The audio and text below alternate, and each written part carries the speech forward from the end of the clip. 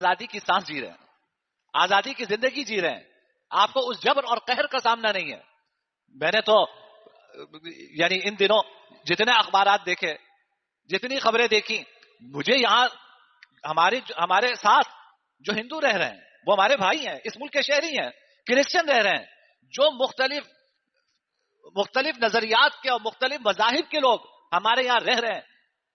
کسی کو مجبور نہیں کیا گیا کہ وہ اسلام کے حق میں نعرے لگائے اور وہ کسی کے خلاف نعرے لگائے. ٹھیک ہے، وہ جی رہے ہیں یہاں پہ.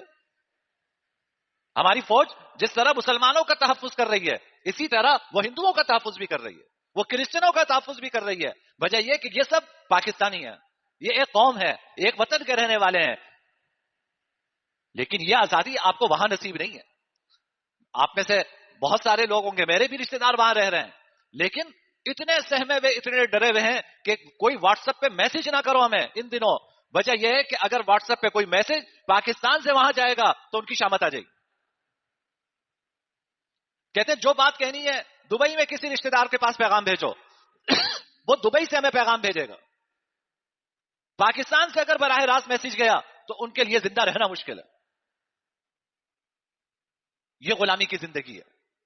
قائد اعظم محمد علی جناح اسی غلامی کی زندگی کو دیکھ رہے تھے کہ اگر انگریزوں سے آزاد ہو گئے تو ہم ہندوؤں کے غلام بن کے رہیں گے، ہمیں اس طرح کی غلامی نہیں چاہیے.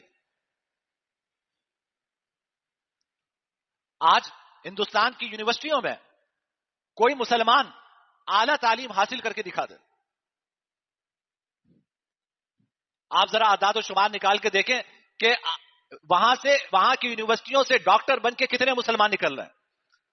30 کروڑ اگر مسلمان ہیں تو آپ کی آبادی کا کم سے کم 20% تو ہیں. سوال یہ کہ اعلیٰ تعلیم میں 20% حصہ مسلمانوں کو مل رہا ہے یا نہیں مل رہا؟ تعلیم کے راستے بند ہیں، روزگار کے راستے بند ہیں. آپ کا بائیکاٹ کیا جاتا ہے، آپ کی دکان سے چیزیں نہیں خریدی جاتی، سامان نہیں خریدا جاتا، سڑک پر سرے عام بوڑھوں کو ذلیل کر کے شہید کیا جاتا ہے، خواتین کے چہرے سے نقاب کھینچ کے اتارا جاتا ہے. یہ وہ زندگی وہ گزار رہے ہیں وہاں پہ. اور اللہ نے ہمیں یہ نعمت عطا فرمائی ہے. ہمارے آباء و اجداد نے قربانی دی، یہ قربانی دے کر یہ ہمارا مستقبل روشن کر کے گئے کہ آج یہاں کا کوئی بھی شہری ہو، چاہے وہ مسلمان ہو، چاہے ہندو ہو، چاہے کرسچن ہو، وہ آزادی کی زندگی یہاں گزار رہا ہے.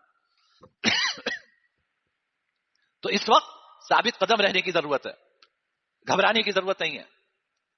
ہمارے لیے زندگی بھی اللہ کی نعمت ہے، اور اگر مرتے ہیں، شہید ہوتے ہیں، تو اس سے بہتر زندگی اللہ نے وہاں رکھی.